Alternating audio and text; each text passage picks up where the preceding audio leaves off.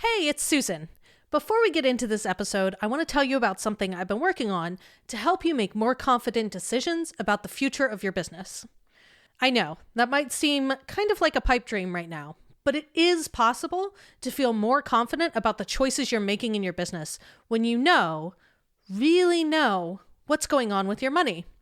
So I want to help you get on top of your business finances. I'd love for you to join me for a program called Be Your Own CFO. You'll work with me and a small group of business owners over the next 5 months to help you make better decisions about the way your business earns, spends, and invests money. Together, we'll dig into the data, examine the reports, rethink your money stories, build a budget, and create an action plan. By the end of the program, you'll have a new relationship with the money that flows through your business, and you'll feel wildly capable when it comes to making decisions about it. This is the last week to apply for the pilot, so if you're interested in joining us in the Be Your Own CFO program, go to scalespark.co/CFO. That's scalespark.co/CFO. I want to, feel powerful and in control, or, I will finally feel like I'm a success if I can do X, Y, Z. And man, when you bring all of that stuff into your business becomes something else outside of a way to make money and have financial freedom, and it can be disastrous. What kind of relationship do you have with your business? Are y'all ride or die BFFs? Or is your business a mean, demanding boss that makes you dread going to work? I'm Susan Bowles, and you're listening to Break the Ceiling, the show where we break down unconventional strategies you can use to save time, boost your profit, and increase your operational capacity. This month, we've been talking about the various ways that business owners get in their own way. As the founder, all your weaknesses and issues become ingrained in your business because, you're the one who created it. So we've been talking about all the different ways this shows up in your business and some practical strategies to avoid making these mistakes over and over. If you're someone who gets in your own way by resisting systems, check out the first episode in the series with Michelle Warner about how process can be a competitive advantage. If you're someone who gets in your own way by putting all the things on your to-do list until you're absolutely ready to crash, the episode with Tanya Dalton is a great one for you. If you're, pretty much anyone who deals with money, hint, that's all of you, go listen to last week's episode with Agnes Kowalski about money mindset. And if you're someone who struggles with the need to control everything, or if you get stuck in perfectionism or the need to do things the right way, today's episode is for you. Nicole Lewis-Keeber is a business therapist and a mindset coach who works with entrepreneurs to create and nurture healthy relationships with their businesses. She's a licensed clinical social worker with a master's in social work, and she writes and speaks about the impact of small t trauma on businesses. But her biggest, most important work is in combining therapeutic processes with business coaching to help entrepreneurs build emotionally sustainable and financially stable businesses. Now, Nicole is the one who first introduced me to the idea that you're in a relationship with your business, one that you've created. So today we're going to talk about how your past experiences might be showing up in your business and creating limitations to your growth. We'll talk about how perfectionism and the need for control in your business are rooted in the need to feel safe, and how if you're one of those people who just can't seem to find the right system for your business, it might not be the systems. Hey, Nicole, thanks so much for being here today. Hey there. Thanks for having me.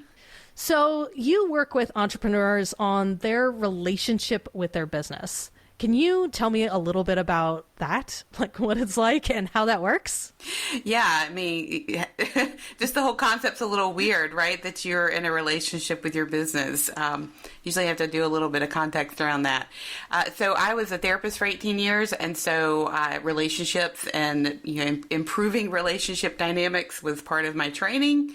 And so when I jumped over from being a therapist into working with coaches and healers and entrepreneurs and small business owners, and myself and my own business, I recognized pretty early out that We are not our business. It is something that is outside of us. Even though it's something we're creating and we love, it is not us. We are creating it. We are relating to it. And so therefore we are in a relationship with it, and we can default into some really gnarly patterns when we don't realize that.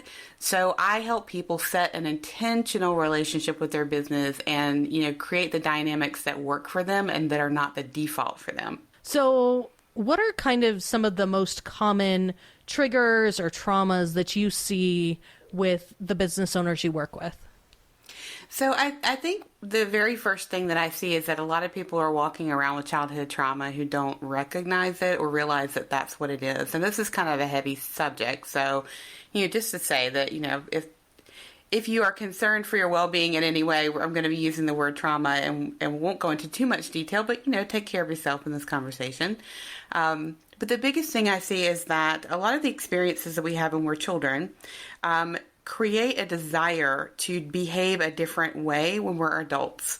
And those patterns of behavior come into our business and we reenact them there. So I would say the biggest trauma pattern that I see is a desire to be in control, because being out of control and trusting other people, relying on them to do things, doesn't feel comfortable. And so they've engineered a life and a business where they get to be the one in control at all times. And so that, whenever that doesn't work out for them, it can be a huge trauma trigger, and it could just be a domino effect. So when that is the trauma that they're dealing with, what kinds of impacts do you see that having on their business? Oh my gosh, it's just so systemic, because relying on someone is the behavior of trust, right? And so when trust is hard to come by, it's very difficult to rely on the people that you're working with to do their job and also to support you, to feel like you are off the hook for something, or that you have delegated it. And so you get to exhale and let that go. You let someone else pick it up. And so the implications can be that maybe you're hiring employees to do a job and you're not letting them do it. And so therefore you're still doing the thing, you're getting in their way, and you're wasting money, obviously, because you're hiring someone to not let them do their job. So it can have financial implications as far as that. It can hold you back from creating success and financial sustainability in your business over the long term, because there's a lack of trust, and there's a lack of trust in the way that can work out for you and the systems that you can put in place for it, which again allows you have to have other people that you trust to build that wealth and that success in your business. We cannot do it ourselves. We're not meant to do this alone. We cannot do this alone. So it has financial implications. It has burnout implications. It has morale implications, because if you have a team of people who don't have ownership over their part because you keep stepping into it for that need to control because of that lack of trust, oh my goodness, like the morale and the turnover that can happen is quite catastrophic to the bottom line of the business. Yeah. And, you're constantly training people over and over again. So you really can't build any momentum with anything, because you're constantly replacing team members or just not able to grow anything when you're really just the bottleneck. Right. You're not in your genius. Yep. You are the bottleneck. You are not living into, what your skill set is, which you obviously have one, because let's be honest, a lot of the entrepreneurs I know, a lot of the people I know who are entrepreneurial had some kind of childhood trauma they're trying to deal with, or that experience gave them a high skill set. So there's something that's important to them to create this, business. So, stay in your lane, basically, is what I'm saying. But I can't tell you how many times I say that to my clients. I'm like, you are out of your lane. And that's not why you created this business. You created it to do something else, to, express the things that you're curious and interested in, not to be working on spreadsheets. So yes, it becomes a bottleneck for sure. So as with a lot of kind of mindset stuff, it can be really hard for folks to see either their specific trauma or how that is actually affecting or limiting the growth of their business. Kind of the idea that what is holding back the business is actually them and their trauma. So what are some of the ways that you help your clients kind of begin to start seeing these traumas for what they are, seeing them for themselves and seeing how that's kind of creating these issues in their business? Yeah, so this is complicated. So it always starts out with a little bit of education. And because we as a culture and as a society do not define trauma in the ways that it actually happens. We only look at something called big T trauma as trauma, then those are the big ones. It's like domestic violence, PTSD, catastrophic illness, some unexpected event that changes everything that you had no control over. That type of thing we would describe as a big T trauma in the clinical world. But there's also something called small T trauma. And what these are cumulative effects, events that you had in your childhood that create a change in how you see yourself. And they take you off course of valuing yourself and seeing yourself in a more authentic way to you. And those can be things like being bullied, moving around a lot and being the new kid on the block all the time, maybe being a caretaker for a parent at an early age. And these are not things that we think of as being traumatic. We think of them as it's just suck it up. You had a rough childhood, or stuff happens to everybody, or whatever it may be. But those actual events they are small T trauma, and so they have trauma responses to them. And so I spend a lot of time educating and normalizing the fact that these experiences that you had, that you can still see the impact on your life now, that they were indeed a traumatic event, and you've been responding to it as such in your body since then. And so we really have to kind of get clear on that, define that first. And after we do that and they start to see, oh my goodness, yeah, that experience I had when I was 13 in the cafeteria absolutely is playing out in the relationship I have with my business partner right now, because I'm fearful that I can't trust them, or, that they're having the meeting behind the meeting, or, whatever that may be. Those things still play out. So we kind of have to unravel it a little bit, define it. And I always ask them, I'm like, why did you really start your business? And they'll say, I wanted to be my boss. I wanted to be able to have more control over my money and what my earning potential is. I didn't really want to have to answer to anyone. And I'll ask them, I'm like, but why did you really start your business? And then they look at me like, you're nuts. I just told you what I meant. The thing I just said. The thing I just said. And I'm like, okay, so let's take those answers off the table. What is the real reason that you started your business? And what will come up often is that they start... It's connecting it back to these childhood experiences. I started my business because I wanted to show my dad that I could be more successful than him. Or I wanted to prove to my high school coach that what he said about me was not true. Or, I want to, feel powerful and in control. Or, I will finally feel like I'm a success if I can do X, Y, Z. And man, when you bring all of that stuff into your business becomes something else outside of a way to make money and have financial freedom, and it can be disastrous. Let's talk a little bit about kind of one of those issues that I think a lot of founders struggle. And let's talk a little bit about perfectionism and doing things, quote unquote, the right way. Right. So many business owners, myself included, get wrapped up in not being able to put something out into the world until it's perfect, until it's ready for prime time. And I think that can really hold us back, really limit the growth of our business. And the need for being perfect or being right can keep us from trusting our team members. It can keep us from doing important work, from having our light kind of shining in the world. So can you talk to me a little bit about how this shows up for your clients?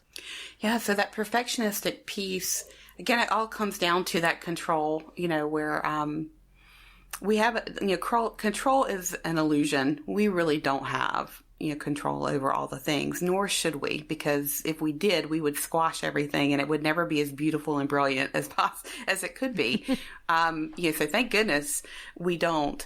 But there's usually some kind of underlying narrative there about if this is perfect, again, kind of like the same same vein, and this is what I see, is if this is perfect, then I'll finally be seen as a legitimate business owner. If this is perfect, then I will not be in the crosshairs of criticism or feedback that feels uncomfortable. So I have to make it perfect first to protect myself, because I don't know if I can handle that kind of criticism.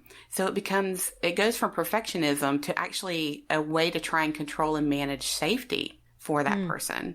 And when they don't recognize that perfectionist piece of striving but never arriving, because you're not going to feel safe with a perfect product, because first of all, it'll never be perfect. And that's not how we find safety.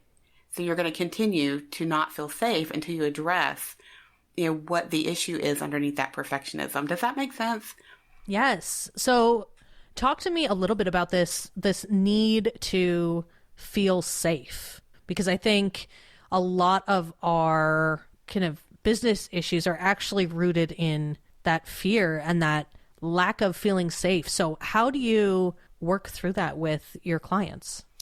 We call, one of the things is, first of all, we call a thing, which is why I use the word trauma and not overwhelm, because I think when we call it what it is, we can use the tools to address it. It normalizes it. It brings stigma down around it. And so a heavy dose of normalizing, a heavy dose of reminding people that we are still human beings with a biology, a brain, and a nervous system that is set up to keep us alive and to keep us in survival. And when you've had experiences in your childhood where you felt less than, or you felt picked on, or maybe someone didn't see you, maybe you didn't have a safe place to fall, or even bigger than that, maybe you were unsafe.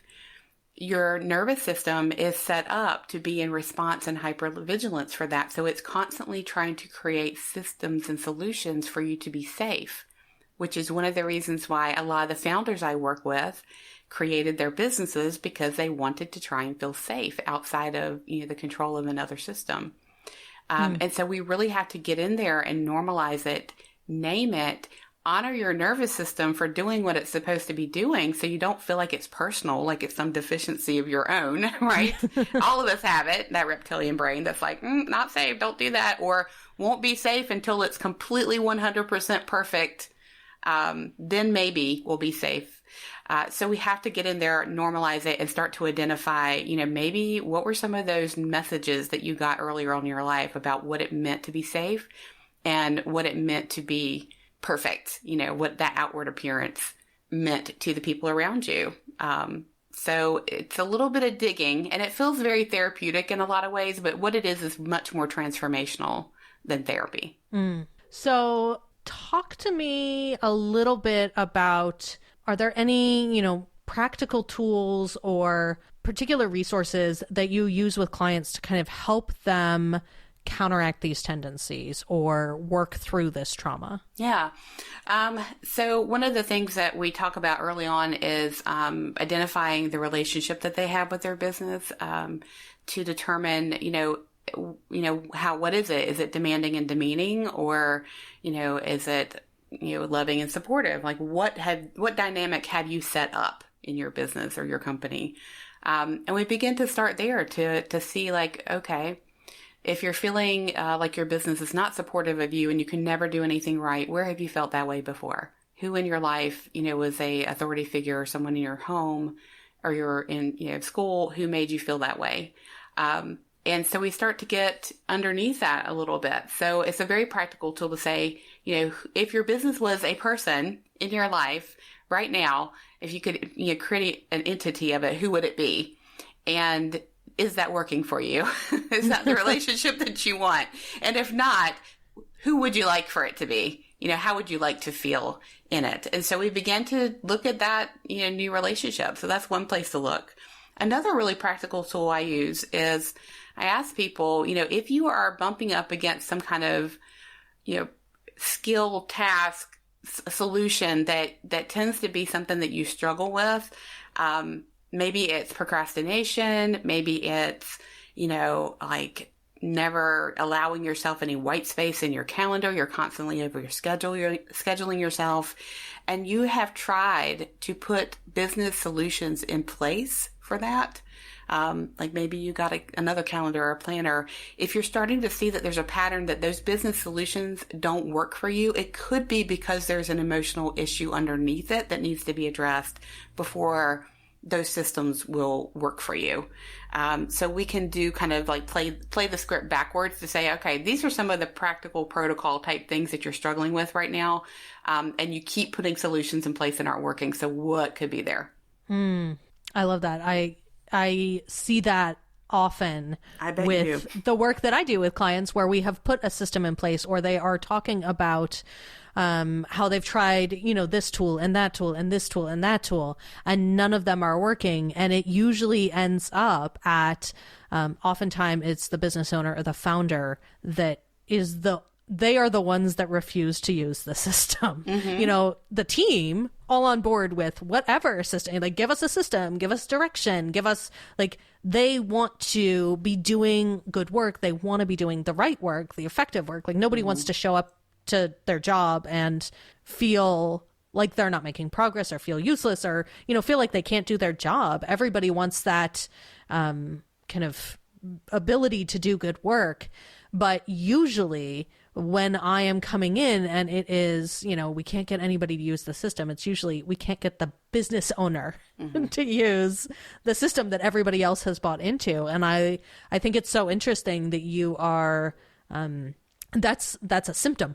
Like that's a symptom of the problem, is if you've tried all of these different things, then maybe the issue is not the system. The issue is some underlying cause. Yeah, and I think it's so fascinating to talk to you about the person who's putting in systems in place to manage trauma responses from the founders.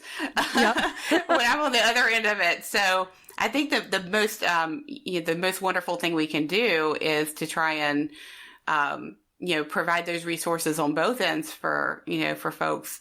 And let's be honest, no one's looking for their childhood trauma to come into their business and set up shop and create havoc. We aren't taught that that's a thing. We're taught that, you drop your baggage at the door when you start a business. When you go into work, you leave your home life, you leave it at home. And that's not how we are as human beings. That's not how we operate. It's just not so. Our experiences that we have create how we see the world and how we move through it. And so that comes with us, and we have to understand that so that we can begin, to have a heap of self-compassion and begin to change some of those, things to make it easier for the people around us as well. And, Brene Brown talks about, in her Dare to Lead processes, that one of the biggest fears that they see when they go into companies is that people are fearful of becoming irrelevant. Mm-hmm. And so they resist the system, they resist the new technology, they resist the new policy. And in their resistance, which comes from fear and shame and that, vulnerability piece, they become irrelevant because they are completely resistant to all the new systems, and it becomes a self-fulfilling prophecy of irrelevance. Yes, I love that. Yeah. So I see a lot of founders doing that. It's like, this is my business. If I, this is not how I saw it going, or maybe, they don't recognize that there's an emotional issue that's playing out, so anytime you try and fix the thing, it's like you're trying to fix me. And so that I feel irrelevant. And so I'm going to get in the way of it and not consciously know I'm doing this. Yeah, it's interesting because when I was doing a lot of software implementations, one of the biggest kind of indicators of success was actually whether or not the project manager at the company, the person that was kind of the champion of let's bring in this new system, whether or not it became successful had very little to do with the actual tool that we were implementing, and really had to do with how well that person inside the company did with getting buy-in from the users. Were they selling it to them as, this is actually going to make your job easier. This is not going to make it irrelevant. We're doing this so that you can spend time on more important things or more interesting things, or this is going to make your job better or easier. And how well the kind of change champion did with that was actually, had nothing to do with whatever software we were implementing, and had everything to do with how well they managed their team's perception of the change. And I think that really speaks to like your idea of making them feel safe in the change, making them feel comfortable, making them feel like this is not going to make them irrelevant, and getting their buy-in was such a huge indicator of success. Yeah, absolutely. So talk to me, you mentioned a little bit about the relationship with your business and what a kind of destructive relationship looks like and what a healthy relationship looks like. And can you talk to me a little bit more about what it kind of looks like when you have either a healthy relationship with your business or an unhealthy relationship with your business? Like, what are some of the signs that folks could use to say, oh, maybe this isn't a good relationship with my business? Yeah. So, I always say, how do you feel when you wake up in the morning? If you feel like you're in a place of dread and that you can't do anything right and you created this business, then you created it to be a mean boss. So it's like, tapping into how you feel about it is a really good way to, kind of look at it. Have you created a mean boss for yourself, or is this a place for you to express your creativity and do the work that you were hoping to do? And some days it'll be both. But if the majority of the days is that you're waking up with dread and you're feeling like you're out of control, and this thing that was supposed to be, beautiful, fun, financially, freeing is not, then there's probably some dynamic there that needs to be tweaked. But there are some very practical ways to kind of look at this outside of the emotions. I was doing a lunch and learn one time for a group of people in IT, and it was how to fall in love with your business, lose the abuse, and have a hot and heavy relationship. And they were just looking at me because I was asking them to, identify the relationship they had now, and, to develop, some kind of business entity relationship that they wanted. Because I was explaining to them that, my business has a personality, and it's the ghost of Christmas Present from the Muppets movie. Because, because we need to be able to relate in order to change the dynamic of the relationship, right? It has to be something we can relate to. And I was asking them to write a love letter to their business and have their business write one back to them. And one of them said, he's like, listen, he's like, I really get what you're saying here. And he's like, and I understand. He's like, this is not the relationship I want to have, but I'm really kind of struggling with the love piece of it. Can you come again? And so I explained to him that your business can also be your ride or die buddy. Someone that you have a commitment to. And so when we can start to define what that commitment is, then we can start to figure out, is this what I really want for myself? And is this the business I've created? And that can look like by identifying what your values are, what your mission and vision are for your business, how you want to feel the work that you are doing in the world, and seeing if that is lining up. And it amazes me how many people will found these beautiful businesses and have success in them, and they've never identified what their true values are. And so they're constantly bumping around like a pinball machine. When you know your values, they anchor you. So, a business that is, demanding and demeaning, is going to feel like, you're never making enough money. You never have enough time. You never put out a perfect enough product. You don't think your clients like you. Your employees, you don't feel connected to them. And so you're constantly worried that they don't like you or they're not doing their job. And so you end up micromanaging them. Like it has so many tendrils to it. But what it comes down to is that you are untethered, and you haven't recognized what your values are, and you're not living into them through your business and letting your employees and your partners know what that is so that they can support you in that mission. I like that.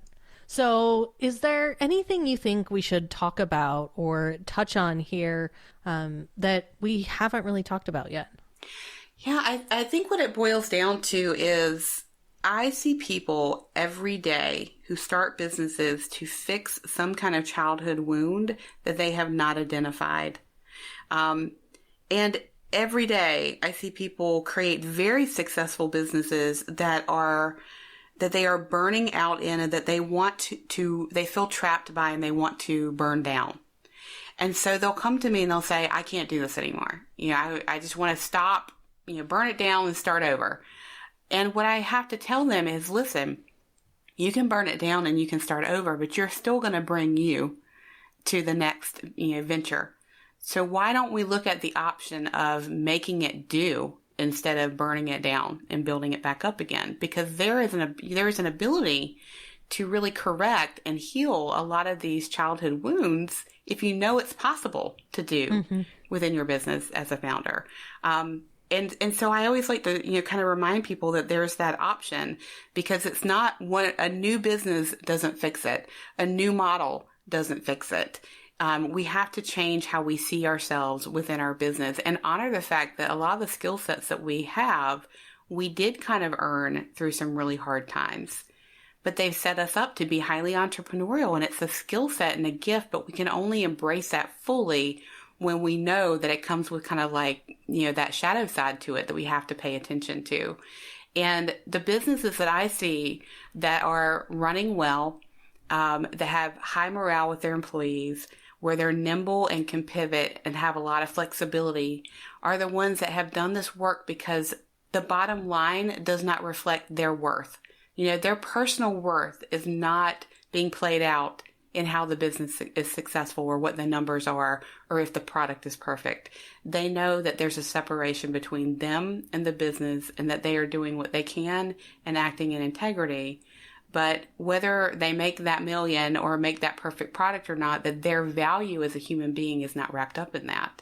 And they've done that work somewhere. Either they've done it with a therapist, a coach, or maybe, they had a really supportive environment or some mentor who helped them see that. But they are not working out their worth in their business. I think that's a perfect place to end on. So where can our listeners find you if they want to connect with you or learn more about what you do? So they can, there's two places I hang out a lot. That is on Facebook, Nicole Lewis-Keeber Coaching. You can go to my website, nicole.lewis-keeber.com. I would say that's probably the place I'm least active, because it requires, all the updates. So if you really want to know what's going on with me in the world and what's going on and what I'm offering and all those things right now, I think Facebook is probably the best place to find me because I update there every day. Awesome. Well, thank you so much for being here today. I think this was really valuable, good information. Thank you for having me, and thank you for the work that you're doing on the other side. In the last episode, I talked to Agnes Kowalski about money mindset and how money issues and beliefs can really color our relationship with the money in our business. But that relationship with our past isn't limited to money. As Nicole pointed out, even something as seemingly simple as being bullied as a child can have powerful impacts in your business and on your ability to lead and trust your team, or even just having a team at all. But it's not always easy to tell that that's what's happening, especially while you're in the thick of it. It's striking that the question Nicole uses is the same one I do. Why? Why are you doing that? What's the reason behind it? And while the answers might be different, whether you're talking about a mindset issue or an operational one, the question is just as powerful. Understanding why you're taking the actions you are is the key to fixing them. It is the universal tool of business coaches everywhere and the best practical tool I can give you. For every decision or action you take in your business, make sure you understand why you're doing it. And if you can't answer it first, keep digging. Money. You earn it, you spend it, maybe you even save or invest it. But how do you feel about the decisions you make with your money? Plenty of business owners, even the successful ones, feel like they're shooting in the dark when it comes to how they spend, save, and invest their money. Like you, they wonder if the ads they're buying, the software they're investing in, or the people they're paying are really paying off. And that's stressful. Feeling uneasy about how you're spending or investing your money isn't fun. And I want something different for you. I want you to feel wildly capable with your money. I want you to feel confident that every decision you make is guided by your financial intel. I want you to feel the peace of knowing that every dollar you spend for your business is going towards building a business that runs better and makes more money. This is what I do for business owners when I step in as their chief financial officer on demand. I help them parse the numbers, look for opportunities, and trim the fat. We get clear on where they're getting in their own way and where the math just doesn't add up. But I firmly believe that playing the role of CFO is something that every small business owner can do for themselves. And I'd love to help you become your own CFO. I'd love to work with you along with a small group of business owners over the next 5 months to help you make better decisions about the way your business earns, spends, and invests money. Together, we'll dig into the data, examine the reports, rethink your money stories, build a budget, and create an action plan. By the end of the program, you'll have a new relationship with the money that flows through your business, and you'll feel wildly capable when it comes to making decisions about it. This is the last week to apply, so if you're interested in working with me in the Be Your Own CFO program, go to scalespark.co/CFO. That's scalespark.co/CFO. Now, next week, I'm talking to Jason Van Orden about experimenting and implementing new ideas and how to make sure that you're giving your new ideas every chance to succeed and the patience to see that process through. But also, how to know when your new thing isn't working and when to let it go. So hit subscribe in your favorite podcast player so you don't miss that. Break the Ceiling is produced by Yellow House Media. Our production coordinator is Sean McMullen. This episode was edited by Marty Seefeld with production assistance by Kristen Ronbeck.